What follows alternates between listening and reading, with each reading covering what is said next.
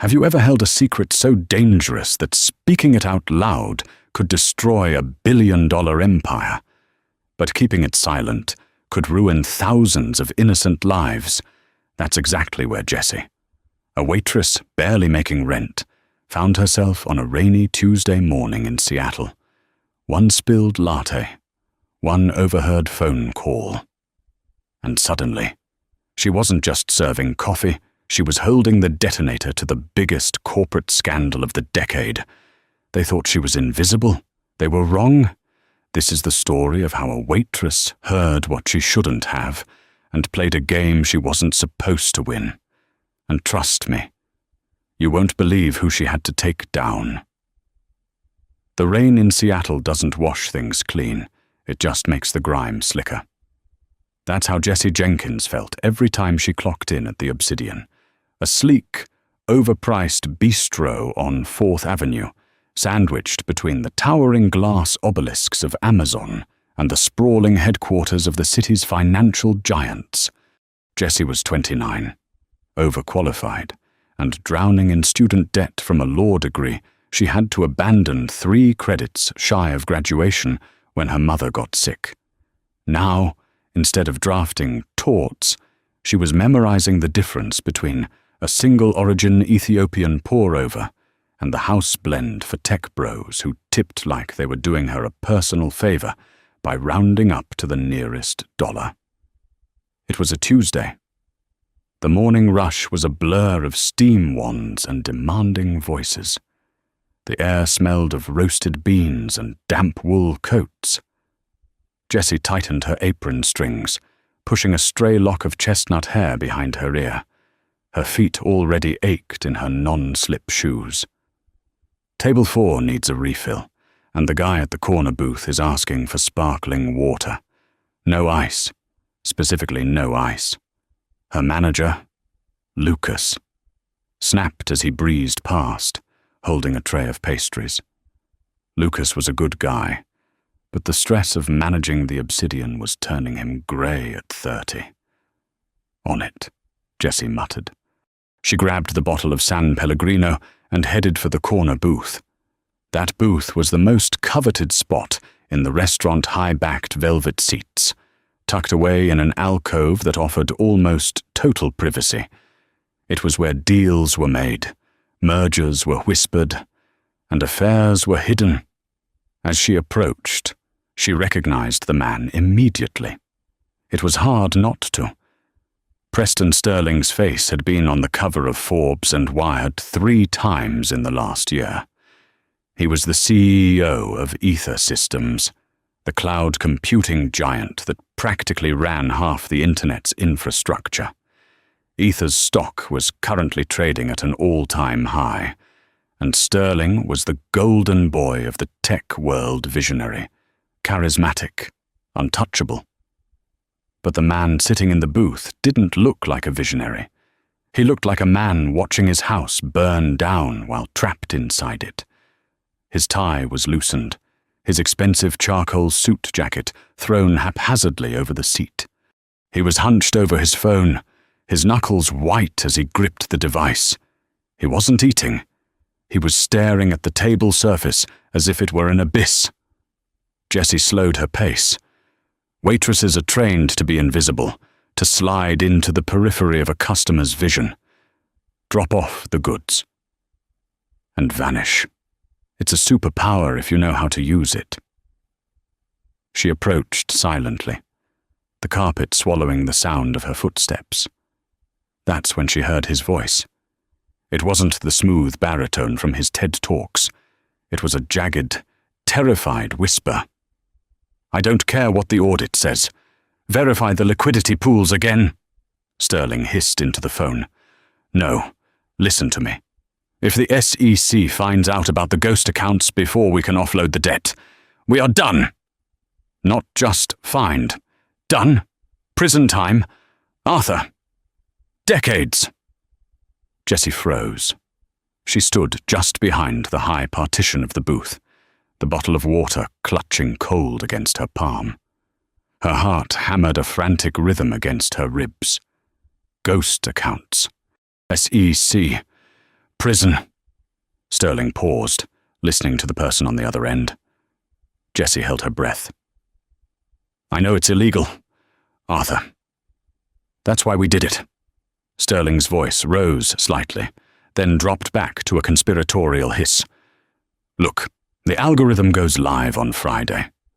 Once Project Icarus executes, it'll wash the debt through the shell companies in Cyprus. But we have a leak. Someone knows about the shortfall. Jessie's blood ran cold. Project Icarus. She knew that name.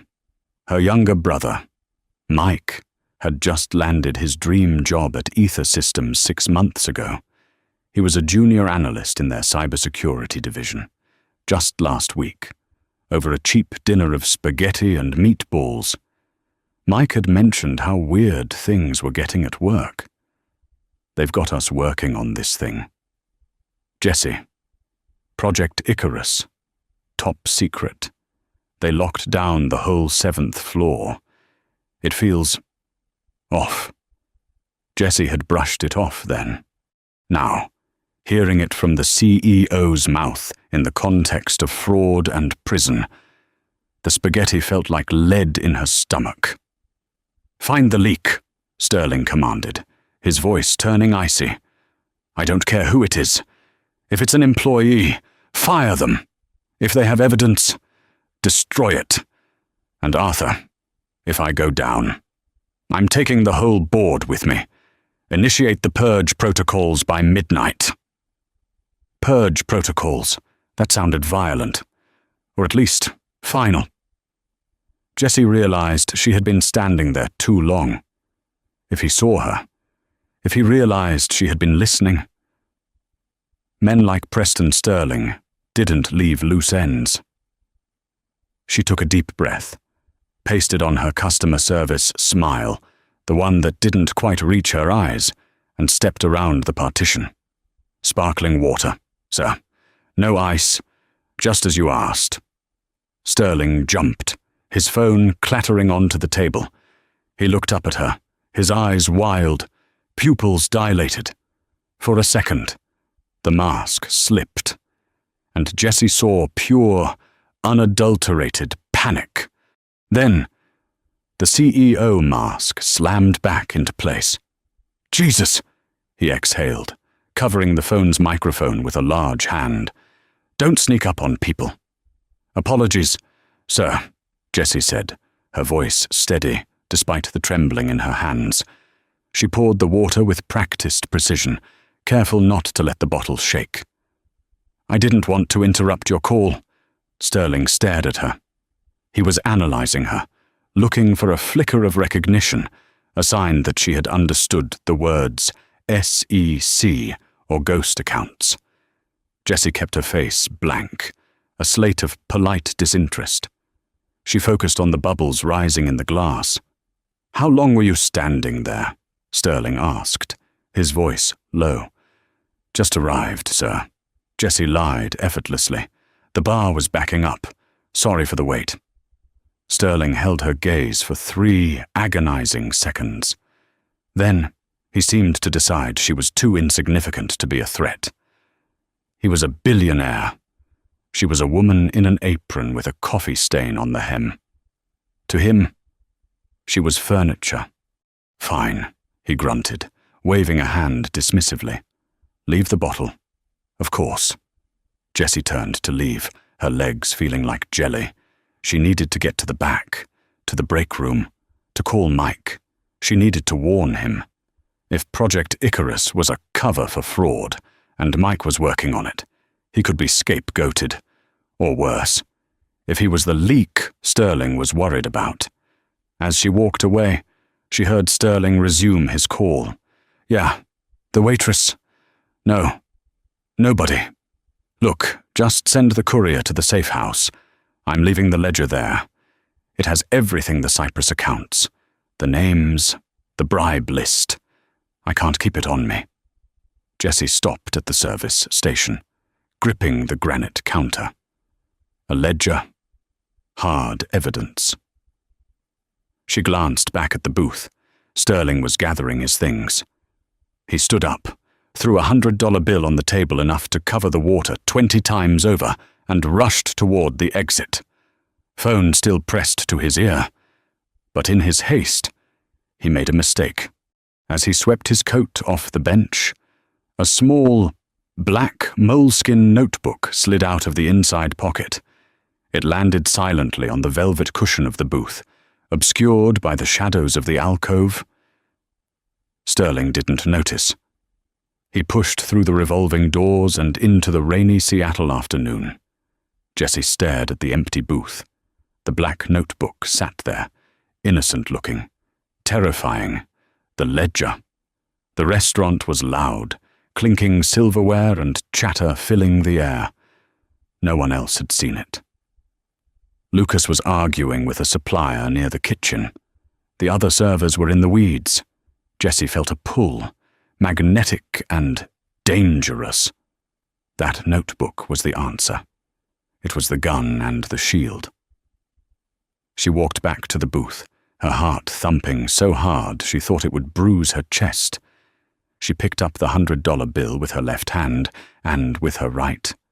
She swiped the notebook, slipping it into the deep front pocket of her apron in one fluid motion. She busied herself clearing the glass, wiping the table. Just a waitress doing her job. Once the table was clean, she retreated to the staff bathroom. She locked the door, leaning against the cold metal, and pulled out the notebook. It was heavy for its size. She opened it. The pages were filled with handwritten notes, account numbers, and diagrams. But it was the page marked with today's date that made her gasp. It was a list of names under the heading Liability Cleanup, Phase 1. The third name on the list was Michael Jenkins, her brother.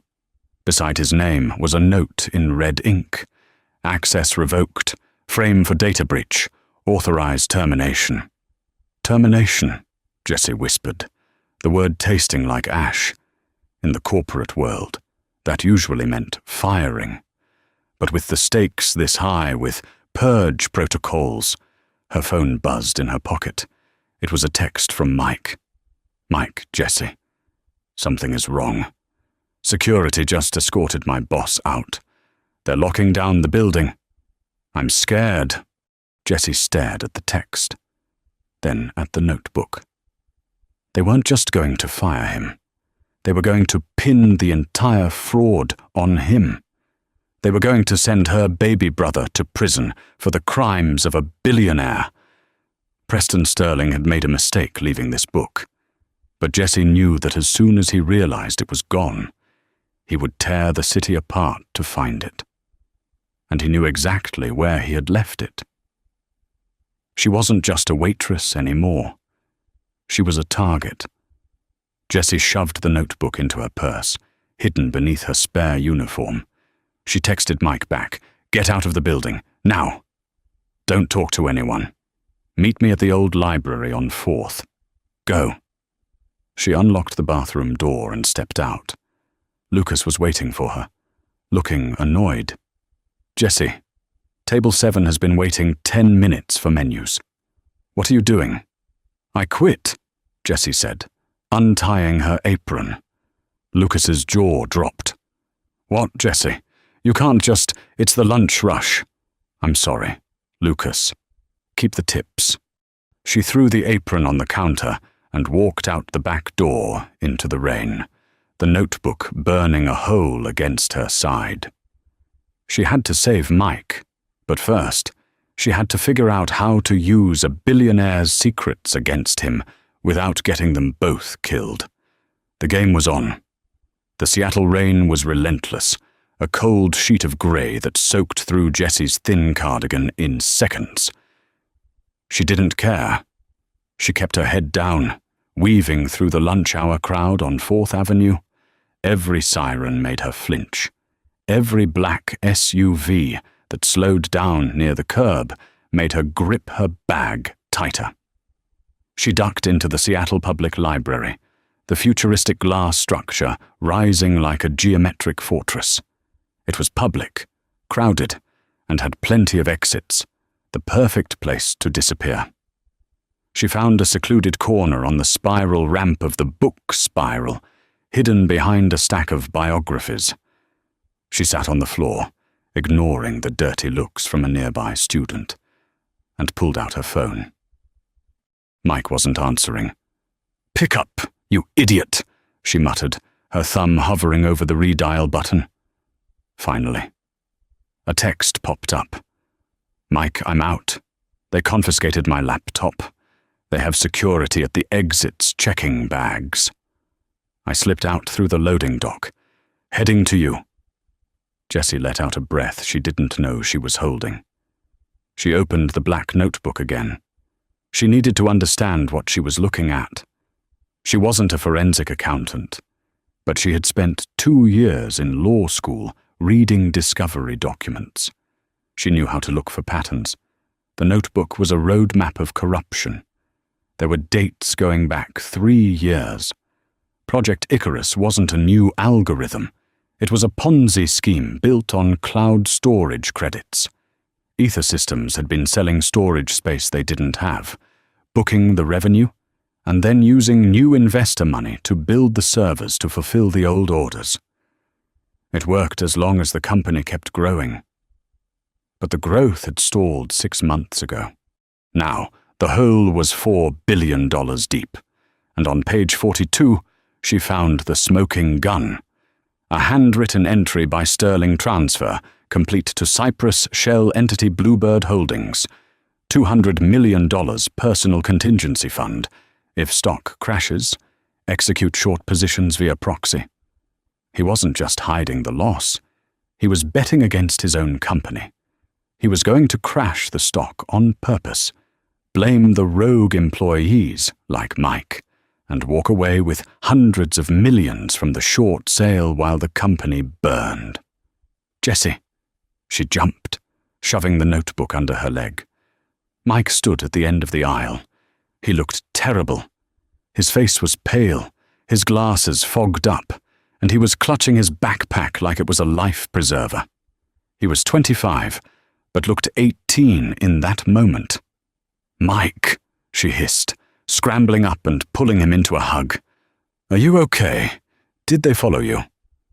"I don't think so," Mike stammered. "Jessie, what is going on?" "Security came down. They said there was a Level 1 data containment breach. They took Jerry's badge. They took my badge."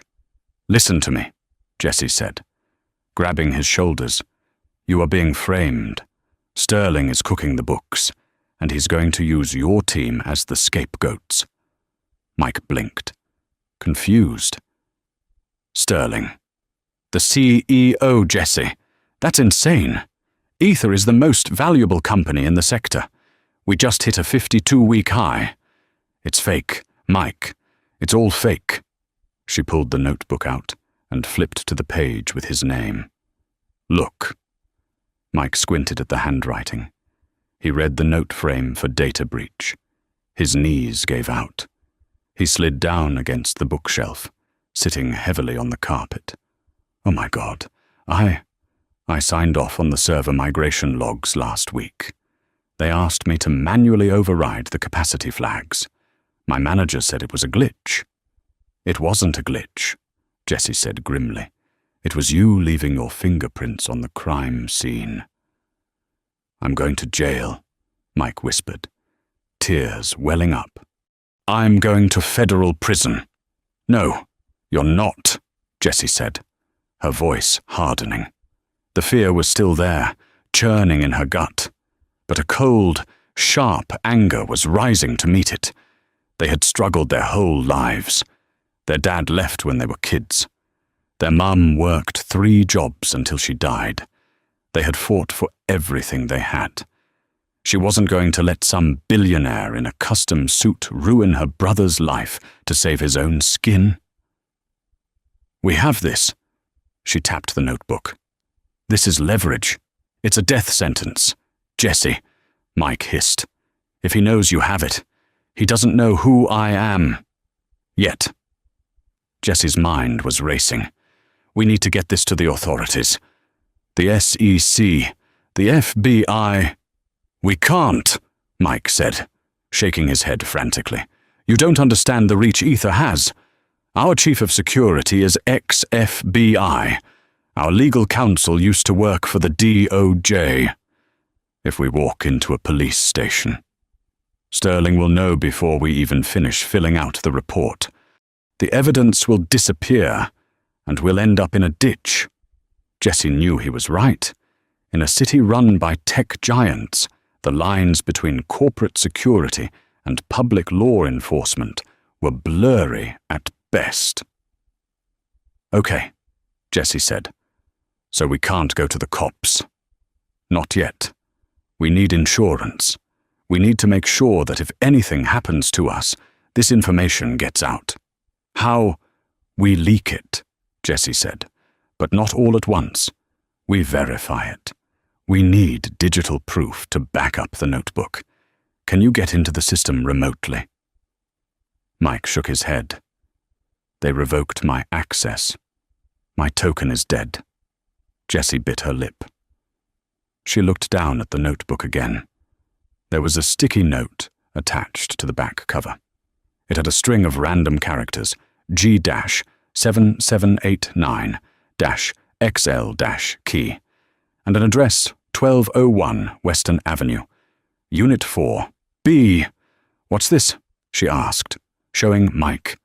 Mike's eyes widened. That looks like a hardware encryption key. And that address?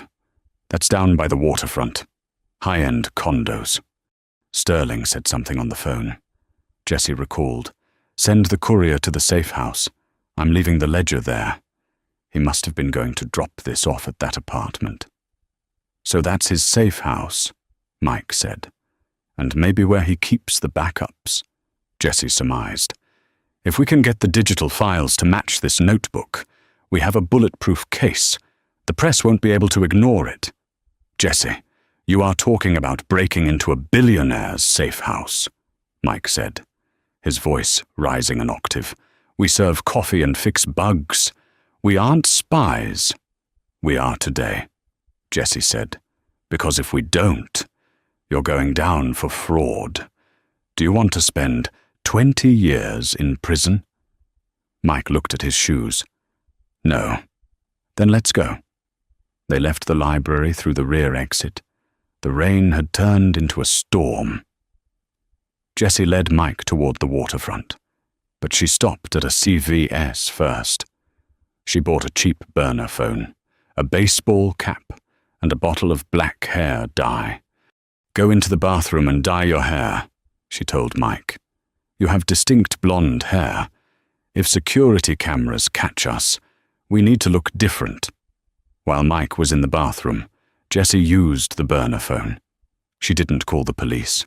She called the one person she knew who hated Preston Sterling more than anyone, Victoria Vance. Victoria was a ruthless investigative journalist for the Seattle Chronicle. She had written a scathing exposé on Ether 2 years ago, but had been sued into silence for libel because she couldn't produce the hard evidence. She had lost her reputation and was now writing for a second-tier blog, hungry for redemption. The phone rang twice. Vance speaking. I have the proof you were looking for 2 years ago, Jessie said, keeping her voice low. Project Icarus, the Cyprus accounts, everything. There was a silence on the line. Who is this? Someone who has Preston Sterling's personal ledger. I can give it to you. But I need your help. I'm listening, Victoria said, her tone instantly shifting from bored to predatory. I need you to be ready to publish tonight. But first, I need you to find out who owns the condo at 1201 Western Avenue, Unit 4B. I need to know the security layout. Honey, I'm a reporter, not a burglar, Victoria said. Do you want the story or not? This brings down Ether. It brings down Sterling. A pause. Give me 10 minutes. Call me back. Jessie hung up. She felt a strange surge of adrenaline. She was terrified. Yes. but she was also done being the invisible waitress. The doors to the CVS bathroom opened. Mike walked out. His hair was jet black, dripping wet. He looked tougher, or maybe just desperate. "Let's go," Jessie said. They walked out into the storm, heading toward the waterfront. They were walking into the lion's den. And they had no idea that Preston Sterling had already realized the notebook was missing. At that very moment, across town in the Ether penthouse office, Sterling was screaming at his head of security. "Find the girl," Sterling roared, throwing a crystal tumbler against the wall. "The waitress at the Obsidian. I want her found. I want that book back. And I want her silenced. Use the facial recognition network. Find her." Now, the hunt was on. The rain in Seattle had turned violent, lashing against the windows of the beat-up Honda Civic Victoria. Vance had arranged for them. It was a ghost car, registered to a shell company, untraceable, parked in a lot 3 blocks from the library. Jessie gripped the steering wheel, her knuckles white. Mike sat in the passenger seat, the black hair dye staining the collar of his shirt, tapping furiously on a laptop Victoria had dropped in the trunk. "We're 2 minutes out," Jessie said, her voice tight. "Are you sure this key works? According to the ledger, this is a master override for a Type 4 smart lock," Mike said, not looking up. "Ether manufactures these locks. If Sterling has a back door into the city's infrastructure, he definitely has one into his own safe house.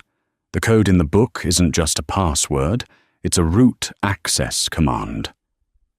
They turned onto Western Avenue. The condo building at 1201 was a monolith of steel and dark glass, rising out of the mist like a jagged tooth. It was the kind of place where people didn't have neighbors. They had non-disclosure agreements. "Park in the alley," Mike instructed. "The service entrance has a weaker signal encryption. I can loop the camera feed for maybe 5 minutes. 5 minutes. Jessie parked the car behind a dumpster, killing the lights. "You said 10 before. I'm working with a burner laptop and a prayer. Jessie, 5 is generous." They stepped out into the deluge. Jessie pulled her hood up. She felt a strange dissociation, as if she were watching herself in a movie. Yesterday, her biggest worry was whether she'd make enough tips to cover the electric bill. Today, she was breaking into a billionaire's fortress. They reached the service door. Mike plugged a cable from the laptop into the electronic keypad. He typed a string of commands. The screen flashed green. Click. The heavy steel door groaned open. "We're in," Mike whispered. "Elevator to the 4th floor. Don't touch anything you don't have to." The hallway was sterile, smelling of ozone and expensive cleaning agents. They found Unit 4B at the end of the corridor. It didn't look like a home. It looked like a vault. Jessie pulled the notebook from her waistband. She read the code aloud. G-7789-XL-key. Mike punched it into the keypad. The lock engaged, disengaged, and then the door swung inward silently. The apartment was massive, spanning the entire width of the building, with floor-to-ceiling windows overlooking the stormy Puget Sound. It was sparsely furnished white leather couches, a glass table, and abstract art that looked like bruised metal. "Where is it?" Jessie scanned the room. He said he was leaving the ledger here, but the backups. "If he's moving money," Mike said, walking toward a sleek, black console table against the far wall. "He needs a secure terminal. He wouldn't do it over Wi-Fi." He pushed the table aside. Behind it, embedded in the wall, was a safe. But it wasn't a normal safe. It was a server rack shielded by reinforced glass. "Jackpot," Mike breathed. "This is a localized node. It's hardwired directly into Ether's mainframe, but bypassed through a private VPN. This is where he cooks the books. Mike pulled a specialized cable from his bag and connected the laptop to the port on the wall. Okay, I'm initiating the copy. We need to match the digital logs to the handwritten ledger. A progress bar appeared on the screen. 0%, 5%. It's going to take time, Mike said, sweat beading on his forehead. The files are encrypted. I have to decrypt them on the fly using the key from the book. Jessie paced the room, her eyes darting to the windows.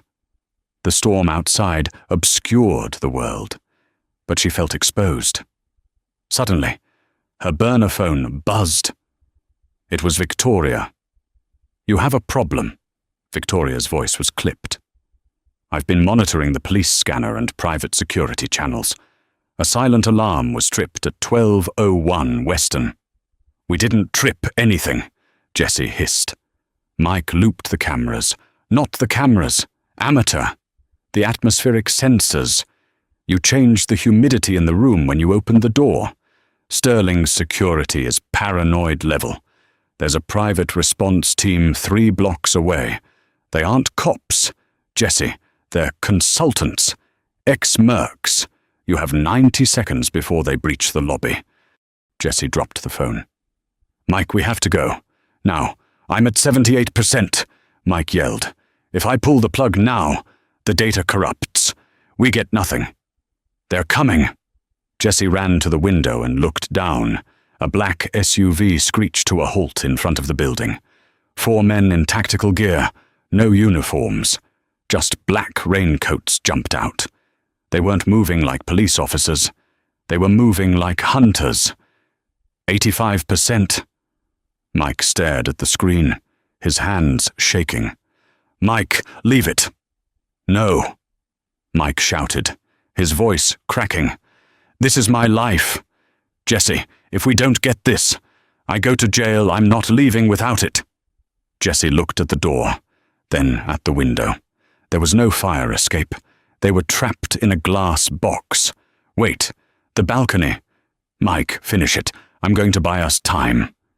Jessie ran to the kitchen. She grabbed a bottle of high-end olive oil and a lighter from the counter. She ran to the front door of the apartment and poured the oil across the hardwood floor of the entryway. 95%. The elevator dinged down the hall. Heavy boots thudded against the carpet. Breach, a voice shouted from the hallway. Done. Mike ripped the drive from the wall. I got it. Balcony go. Jessie screamed. As Mike sprinted for the sliding glass door, Jessie flicked the lighter and dropped it on the oil. A wall of flame whooshed up, separating the entryway from the living room. The front door kicked open. 2 men in gas masks burst in. They stopped, confronted by the sudden wall of fire. Clear the hazard, one shouted. Jessie didn't wait. She bolted for the balcony. Mike was already over the railing, shimmying down a decorative trellis to the unit below, which was under construction. Jessie swung her legs over the wet railing. The wind howled, threatening to rip her off the side of the building. She looked down 4 stories of concrete. Stop! A voice roared from inside the apartment. A man stepped through the flames, his coat smoking. He raised a suppressed pistol. Jessie let go. She dropped 6 feet, landing hard on the concrete balcony of the floor below. Pain shot up her ankles, but she rolled, absorbing the impact. Mike grabbed her arm and hauled her up. Inside move. They scrambled through the unfinished apartment, dodging stacks of drywall and buckets of paint. They could hear the men above them shouting into radios. Stairwell! Mike gasped. The service stairs. They burst into the stairwell and ran down, skipping steps, their breath tearing at their lungs. They hit the ground floor and burst out into the alley, just as the elevator doors in the lobby pinged open. They dove into the Honda Civic. Jessie jammed the key in the ignition. The engine sputtered, then roared to life. As she peeled out of the alley, a bullet shattered the rear windshield, spraying glass over the back seat. Jessie screamed but kept her foot floored. She drifted onto Western Avenue, swerving into traffic, running a red light. "Did you get it?" she yelled, checking the rear-view mirror. The black SUV was already pulling out of the front entrance, lights flashing. Mike clutched the hard drive to his chest, his face pale as death. "I got it. I have the proof. Sterling has been laundering money for the cartels to cover the losses." Cartels. Jessie's blood ran cold. "It's worse than fraud. Jessie," Mike whispered. "He's washing blood money. That's why he has mercenaries. If they catch us, we don't go to jail. We go in the ground." Jessie looked at the rear-view mirror. The black SUV was gaining. "Hold on," she said, her voice dropping into a zone of cold focus she hadn't felt since she walked away from law school. "I'm going to drive." The chase wasn't like the movies. There was no music, only the roar of the engine and the terrifying thump-thump of the wipers fighting the rain. Jessie wove through the traffic on Alaskan Way, heading south toward the industrial district. She knew the roads. She had driven them for years, delivering catering orders.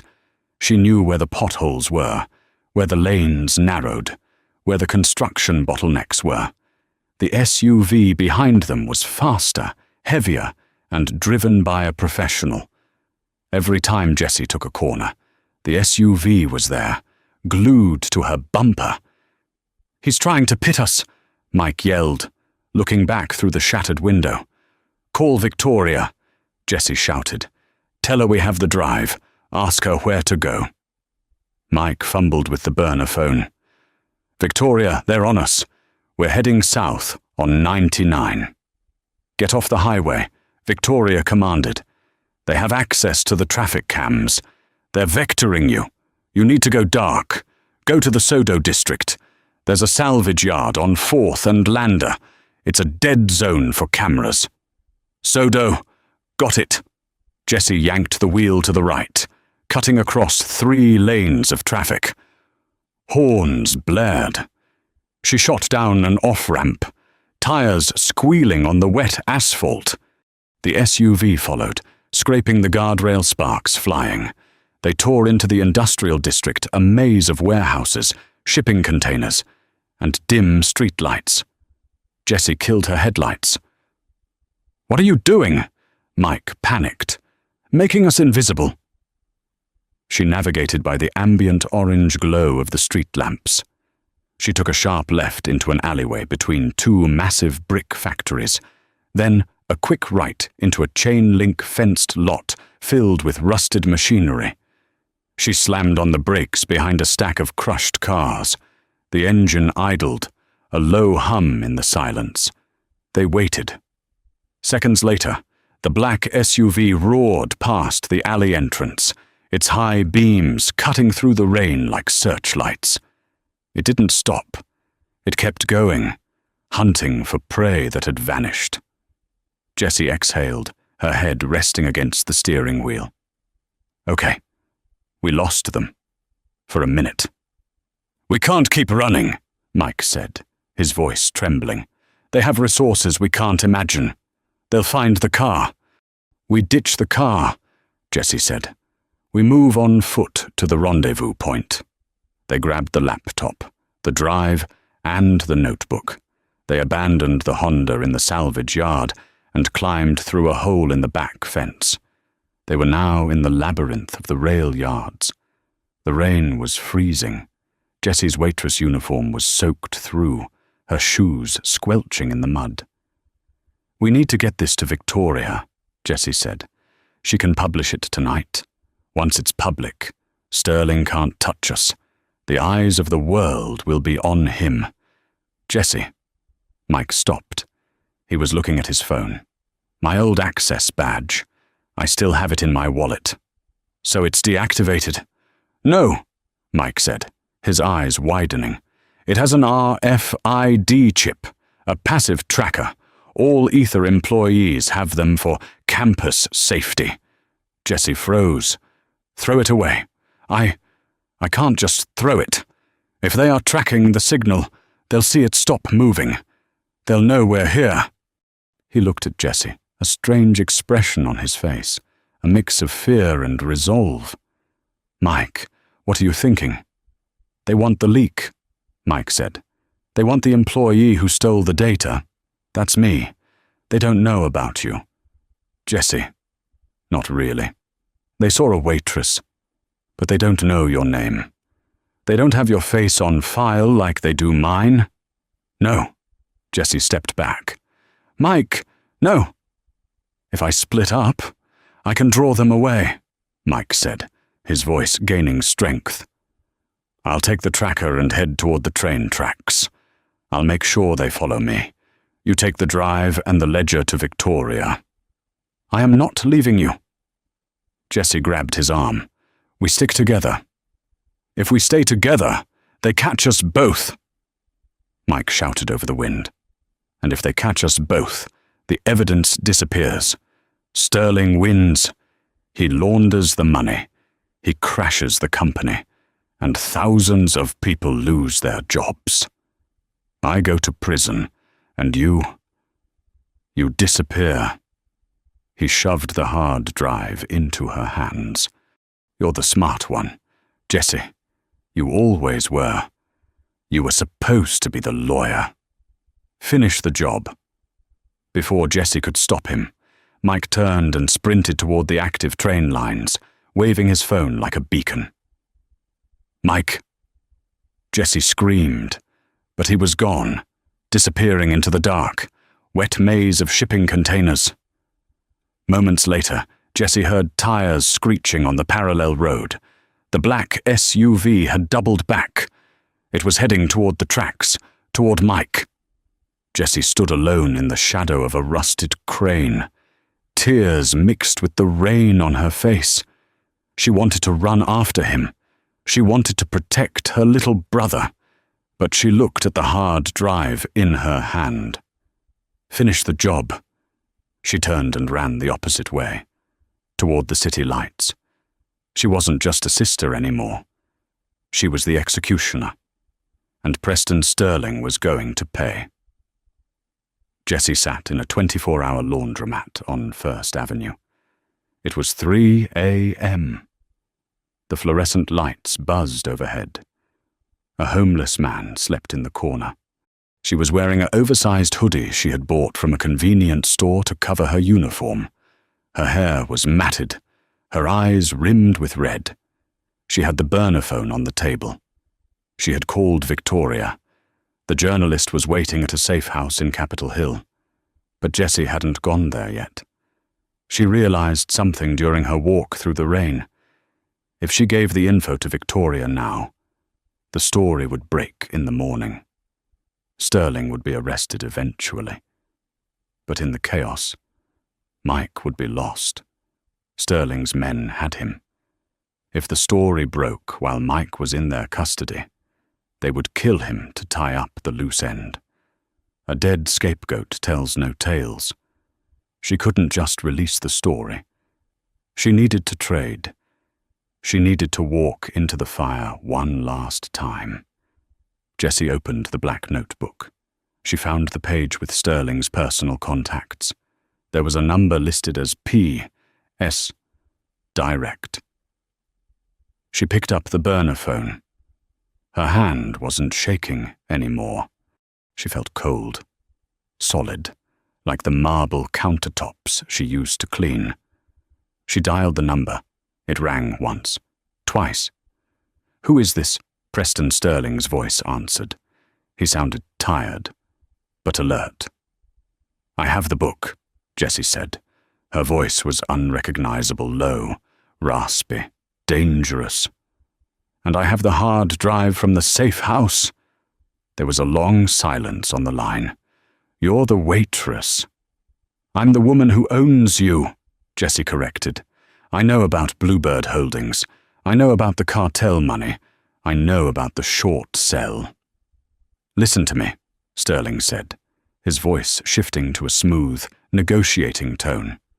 "You have no idea what you've walked into. You are out of your depth. Name your price. 5 million.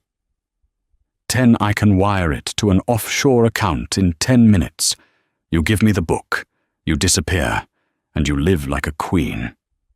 "I don't want your money," Jessie spat. "I want my brother." "Ah," the analyst. "Michael." Sterling let out a short, cruel laugh. "We have him. He's quite chatty. He told us you have the drive. He thinks he's protecting you." Jessie gripped the phone so hard the plastic creaked. "If you hurt him, I send everything to the SEC, the FBI, and the New York Times. I have it set on a dead man's switch. If I don't enter a code every hour, the email blasts go out automatically." It was a lie. She didn't know how to set up a dead man's switch, but Sterling didn't know that. "You're bluffing," Sterling said, but there was a crack of doubt in his voice. "Try me," Jessie said. "Do you want to go to prison for life, Preston, or do you want to make a deal? What do you want?"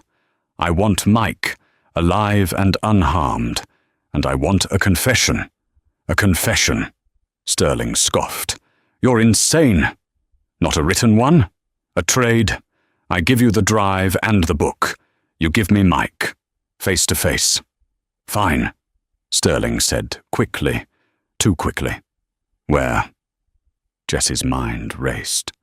Where could she meet him? Somewhere public, but somewhere she could control. Somewhere she knew better than he did. "The Obsidian," she said. "The restaurant. Meet me there in 1 hour. Alone. If I see one security guard, if I see one cop, the email goes out." "The restaurant is closed," Sterling said. "I have a key." Jessie lied again. 1 hour. Bring Mike." She hung up. She stared at the phone. She had just arranged a meeting with a man who killed people for money. She stood up. She needed to prepare. She wasn't going to the Obsidian to serve him water this time. She was going to serve him justice. She dialed Victoria Vance. "Victoria," Jessie said. "Change of plans. Don't publish yet." "What?" "Why?" Victoria demanded. "We have him." "He has my brother," Jessie said. "I'm going to get him back. I need you to do something for me. I need you to bring a camera crew to the Obsidian. But don't come inside until I give the signal. Jessie, don't do this. He'll kill you both." "He's going to try," Jessie said, pulling her hoodie tight. "But he's forgetting one thing." "What's that?" "He thinks he's meeting a waitress," Jessie said, her eyes flashing in the reflection of the washing machine door. "He doesn't know he's meeting a woman with nothing left to lose." She walked out of the laundromat and into the night. She had 45 minutes to turn the Obsidian into a trap, and she knew every inch of that restaurant, the knives in the kitchen, the exits in the back, the gas lines in the basement. Preston Sterling thought he was the shark. He was about to find out that even sharks can drown. The Obsidian was dark, save for the ambient city light filtering through the rain-streaked windows. It was 3:45 a.m. The restaurant, usually a hive of clinking glass and polished chatter, felt like a mausoleum. Jessie let herself in through the kitchen delivery door, using the spare key Lucas kept under a loose brick in the alley, a trick he showed her on her first week, in case she ever got locked out during a trash run. She moved through the kitchen by feel. Her hands brushed the stainless steel countertops she had wiped down 1,000 times. She knew where the knives were. She knew where the heavy cast-iron skillets hung. She knew the layout better than she knew her own apartment.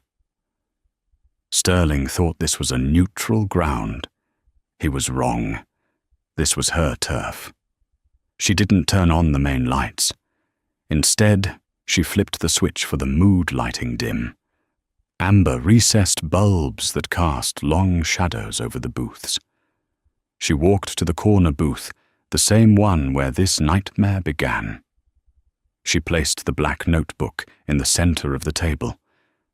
Then, she took out her phone. She propped it up against the sugar dispenser, the camera lens facing the booth, obscured by a menu.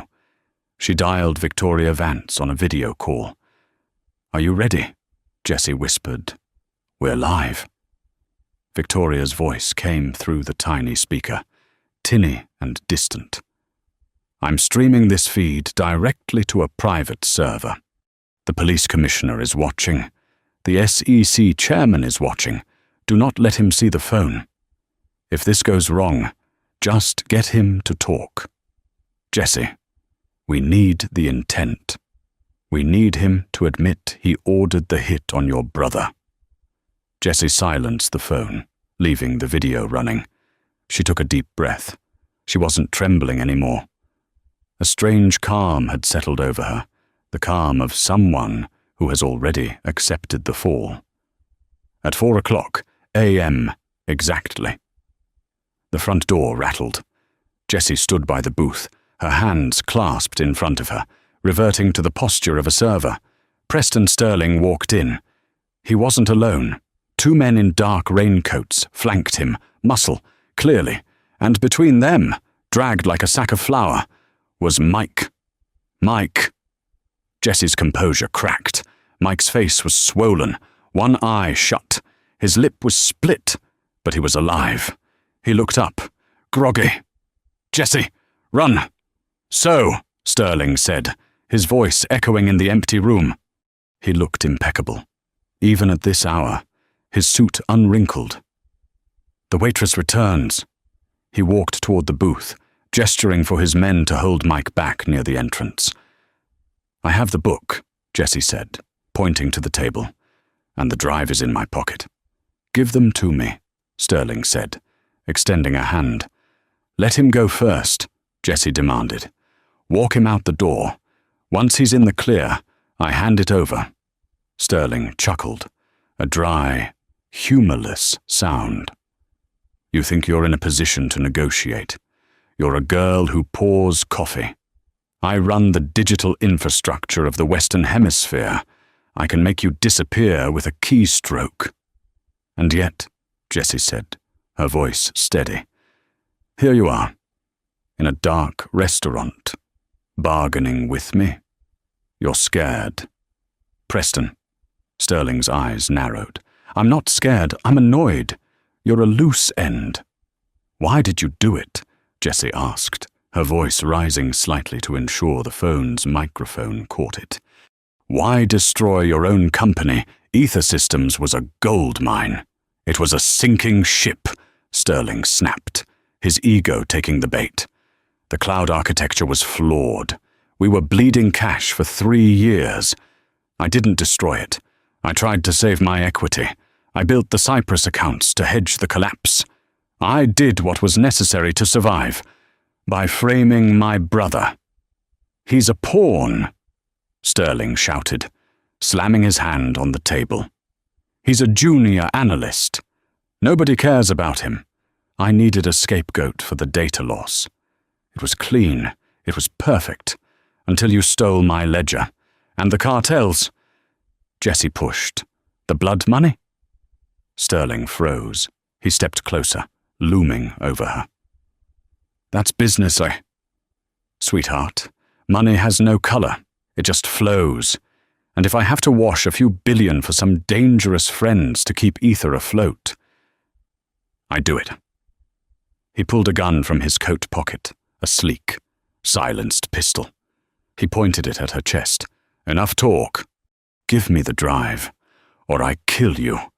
I kill your brother, and I burn this place down to cover the evidence." Jessie looked at the gun. Then she looked at the phone hidden behind the menu. "You really shouldn't have said that," Jessie whispered. "Said what?" "All of it." Jessie kicked the table leg. The menu fell over. The phone screen lit up. Sterling looked down. He saw the video feed. He saw the live icon. "You bitch," he snarled, raising the gun. Jessie didn't wait. She grabbed the carafe of water from the table, heavy, thick glass, and smashed it into Sterling's face. He screamed, staggering back, the gun firing wildly into the ceiling. "Mike, run," Jessie yelled. The two guards at the door dropped Mike and drew their weapons, but they hesitated. From outside, the night exploded with light. Red and blue strobes flooded through the windows, blinding them. A bullhorn tore through the silence. "This is the Seattle Police Department. Drop your weapons. We have the building surrounded." Sterling wiped blood from his eyes, looking around frantically. "No. No. It's over. Preston." Jessie screamed, backing away toward the kitchen. But Sterling wasn't done. His face twisted into a mask of pure hate. He ignored the police. He ignored the sirens. He raised the gun at Jessie again. "If I go down," he roared, "you're coming with me." He pulled the trigger. The gunshot was deafening in the enclosed space. Jessie flinched, expecting the tear of metal through flesh. She squeezed her eyes shut. But the pain never came. She opened her eyes. Lucas, her manager, was standing in front of her. He had tackled Sterling from the side, emerging from the kitchen shadows like a linebacker. He must have been sleeping in the office again, something he did when payroll was due. The bullet had shattered the mirror behind the bar. Sterling and Lucas crashed into the table, glass flying everywhere. The gun skittered across the floor. "Get off me!" Sterling shrieked, thrashing. The front doors burst open. A SWAT team poured in, shields up, rifles trained. Down, everybody down. The two guards near the door surrendered immediately, raising their hands. Sterling tried to crawl toward the gun, but a heavy boot slammed onto his hand. He looked up. It was the lead officer.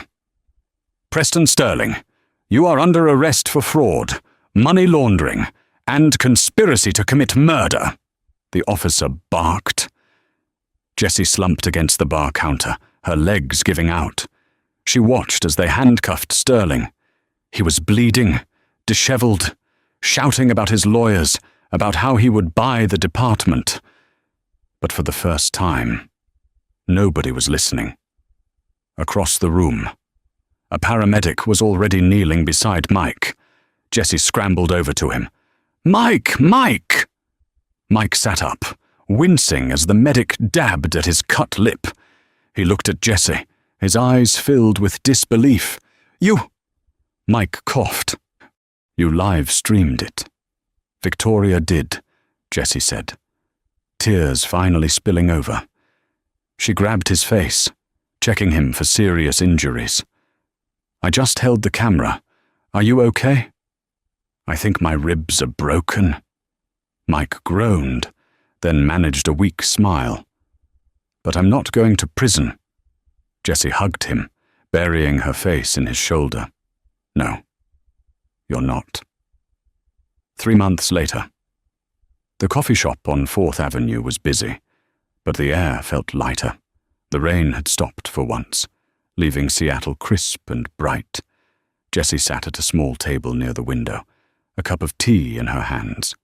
She wasn't wearing an apron. She was wearing a blazer. Across from her sat Victoria Vance. The journalist looked different, too, less hungry, more satisfied. Her exposé on ether systems had won a Pulitzer. It had dominated the news cycle for weeks. "The trial starts next month," Victoria said, tapping her tablet. "Sterling's lawyers are trying to plead insanity, claiming the stress of the market broke him. But with that video and the ledger, he's getting life." "Good," Jessie said simply. "And Mike, he's good." Jessie smiled. Google hired him. Apparently, hacking a billionaire's private server with a burner laptop is a good resume builder. He's working in their white hat security division, making more in a month than I used to make in a year." "And you?" Victoria asked, leaning forward. "You turned down the reward money from the SEC whistleblowing program. That was millions." "Jessie, I didn't turn it down," Jessie corrected. "I put it in a trust, for Mike, and for my tuition. So, you're going back." "Law school starts in the fall," Jessie said. She looked out the window at the towering skyscrapers. They didn't look so intimidating anymore. They were just buildings, made of glass and steel, and glass breaks. "I realized something that night," Jessie continued. "The law is a tool. Sterling used it as a shield. I want to use it as a sword." Victoria smiled, raising her coffee cup. To the waitress who took down the king, Jessie clinked her cup against Victoria's. To the invisible women. She finished her tea, stood up, and walked out of the shop. She walked past the Obsidian, which was now boarded up, a Felice sign in the window. She didn't stop. She didn't look back. She had a class to get to. And this time, when she walked down the street, people got out of her way. Not because she was serving them, but because she was walking with her head up. And that is how Jessie Jenkins, a waitress who was supposed to be invisible, brought down an empire with nothing but a notebook and nerves of steel. It's a reminder that no matter how powerful someone appears, the truth is always more powerful if you have the courage to speak it. Sterling thought he could buy his way out of anything, but he couldn't buy silence from a sister protecting her brother. If this story had you on the edge of your seat, do me a huge favor, hit that like button right now so we can share this underdog victory with more people.